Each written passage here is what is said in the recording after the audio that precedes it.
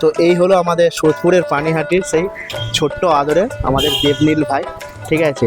তো আজকে এই দোকানেই এসেছি, আজকে এই ভাইয়ের দোকানে আজকে আমরা খাওয়া দাওয়া করবো। সেরকম কিছু না, বাট ভাইয়ের একটা ছোট্ট ঘুগনি স্টল আছে, এই ঘুগনি স্টলে আজকে আমরা খাওয়া দাওয়া করছি। অবশ্যই আমরা জানাচ্ছি ভাইয়ের দোকানের ঘুগনিটা কেমন হয়েছে। তো গুড ইভিনিং বন্ধুরা, কেমন আছো? নিশ্চয়ই ভালো আছো। বেশ কয়েকদিন পর আবারও চলে এলাম তোমাদের সামনে নতুন একটা ভিডিও নিয়ে।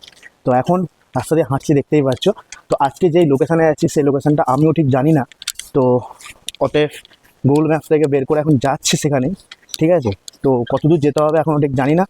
তো তোমরা ভিডিওটা দেখতে থাকো, আর ভালো লাগলে অবশ্যই কী করতে হবে, লাইক কমেন্ট আর শেয়ার করতে হবে। আর চ্যানেলে নতুন হয়ে থাকলে কী করতে হবে, অবশ্যই সাবস্ক্রাইব করে অল বাটনটা প্রেস করে দিতে হবে। দাঁড়াও।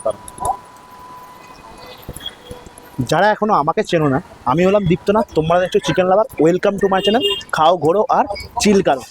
তো বেশ কিছুদিন ধরে আমি এফবিতে একটা জিনিস ফলো করছিলাম, সেটা হলো সোদপুর পানিহাটিতে দেবনীলের একটা ছোট্ট একটা ঘুগনি স্টল, ঠিক আছে। আমি ফার্স্ট ভিডিও দেখি ফুড পেপারে অক্ষয়দা, তো অক্ষয়দার ভিডিও আমি ফার্স্ট দেখি। তারপর যে ফার্স্ট অ্যাকচুয়ালি দেবনীলের ভিডিও পড়েছিল আমাদের বাপুনদা, তো ওটা আমি সেকেন্ড টাইম দেখি।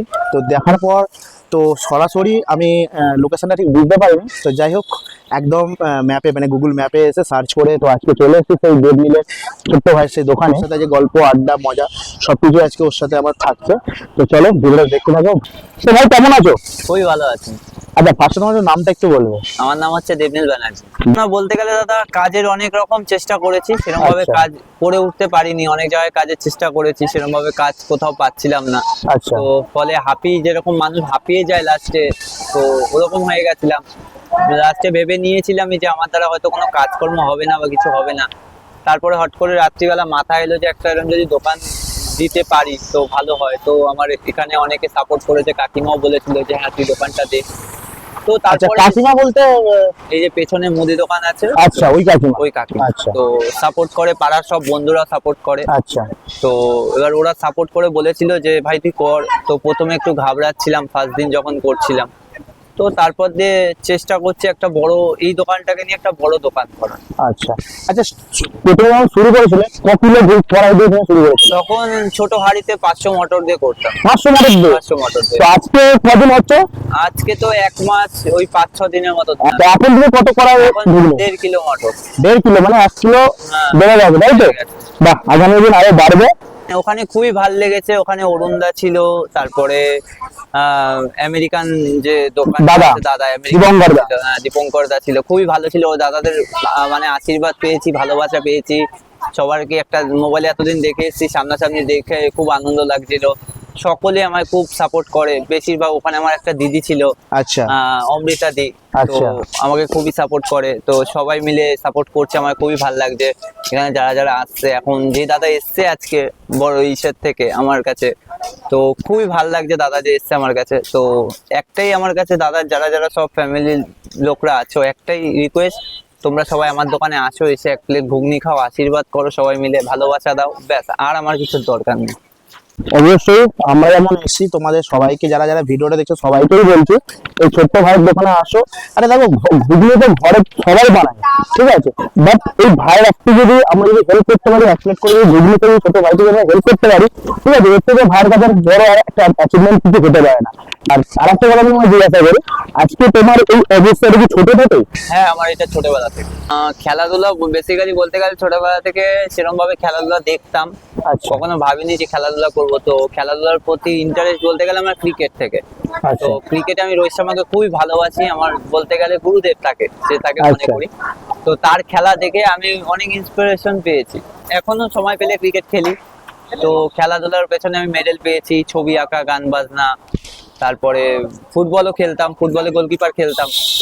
তো এখন খেলাধুলাটা স্টপ করে আমার দোকানটা তৈরি করতে হচ্ছে, তো তাই টাইম হচ্ছে না। একটা জিনিস বলতে পারি, ক্রিকেট খেলাটা হচ্ছে আমার জান, এটাকে আমি ছাড়তে পারবো না। তো ভাই, তোমার এই ছোট্ট স্টলে যদি কেউ আসতে চায়, তো কিভাবে আসবে আমাকে একটু বলো। আমার এখানে আসতে গেলে সোদপুর স্টেশনে, যদি তোমরা ট্রেনে করে আসতে চাও, তো সোদপুর 1 নম্বর স্টেশনে নেমে সাবওয়ে দিয়ে পার হয়ে ওখানে টোটো স্ট্যান্ড আছে। টোটো স্ট্যান্ডে তোমরা যদি হেঁটে আসো, তো টোটো স্ট্যান্ডে এসে বলবে যে 3 নম্বর দেশবন্ধুনগর দেবনীলের ঘুগনির দোকানে যাবো। তো এখানে আমার অল টাইম আমার এখানে টোটো চলে, তো তোমাকে আমার দোকানের সামনে নামিয়ে দেবে সবাই।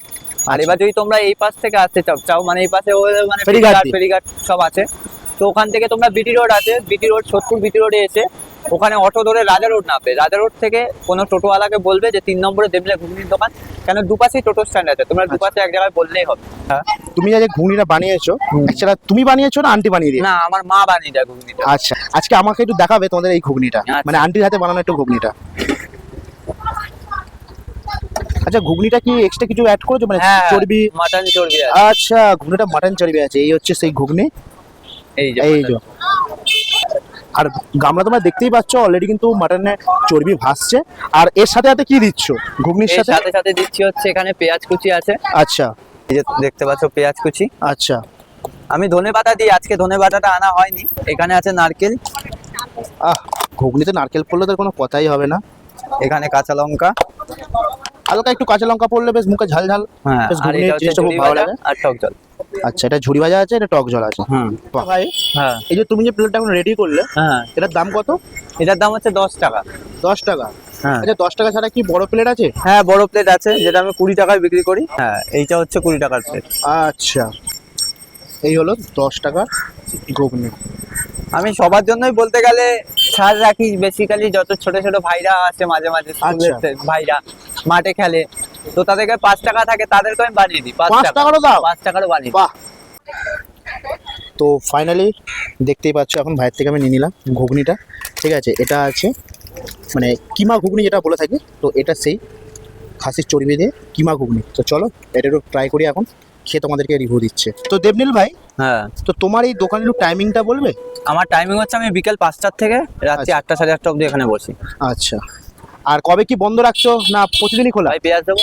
হ্যাঁ, প্রত্যেকদিনই খোলা থাকে প্রায়, কিন্তু আমি সোমবারটা বন্ধ করি, কেন সোমবারে আমি একটুখানি এখানে আমাদের এক শিব মন্দির আছে, আচ্ছা, তো ওখানে একটু যাই। তো বন্ধুরা ফাইনালি কিন্তু আজকে এই দেবনীল ভাইয়ের দোকান থেকে মানে ছোট্ট স্টল থেকে কিন্তু যে ঘুগনিটা খেলাম, ঠিক আছে। তো ঘুগনিটা তখন কিন্তু রিভিউ দিইনি, মানে দাঁড়িয়ে আমি অনেস্টলি বলে যাচ্ছি মটন ঘুগনি ছিল, মানে মটন কিমা দেওয়া ঘুগনি ছিল।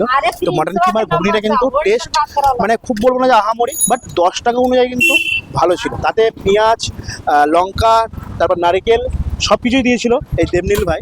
তো ঘুগনিটা কিন্তু সত্যি ভালো লেগেছে খেতে।